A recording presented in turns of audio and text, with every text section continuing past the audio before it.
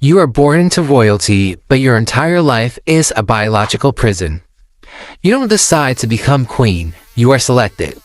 You start as a tiny larva, identical to the thousands of others, no crown, no power, nothing special. Just another egg laid deep inside the wax cell. But something changes. The worker bees begin feeding you something different, not pollen, not honey, royal jelly. It's thick, nutrient-dense, hormone-altering. While your sisters get normal food and slowly become workers, you are force-fed this elite substance non-stop.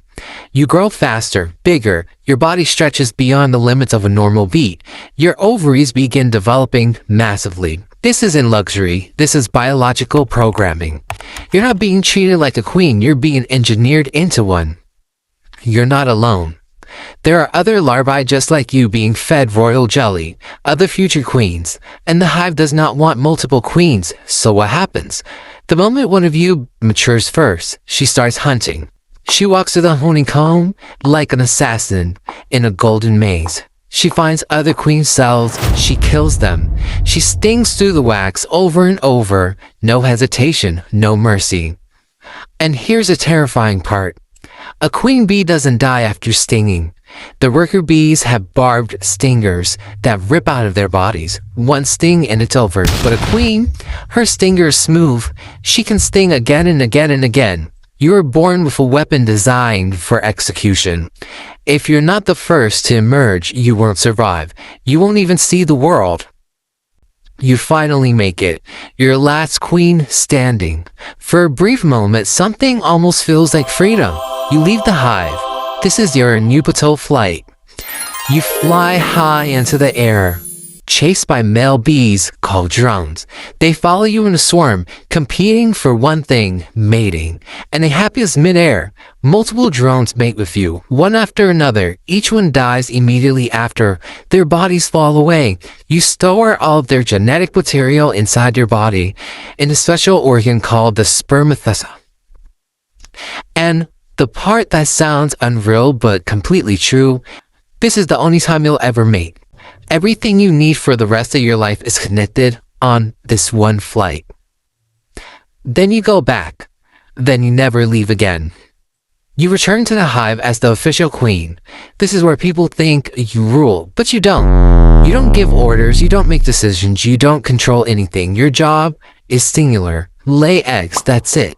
You become an egg-laying machine producing up to 1,500 to 2,000 eggs per day, every day for years.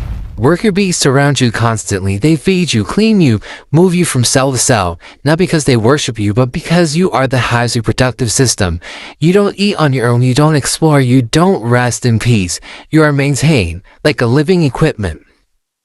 Even your reproduction isn't truly yours. You can control whether an egg is fertilized or not. Fertilized eggs become female workers or future queens. Unfertilized eggs becomes male drones. But the workers influence everything. They decide which larvae gets royal jelly.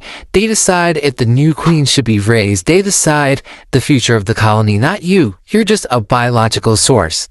Over time, your egg production slows. Your pheromones weaken. The chemical signals that tell the hive everything's okay start to fade. The workers notice, they always notice, so they begin preparing your replacement.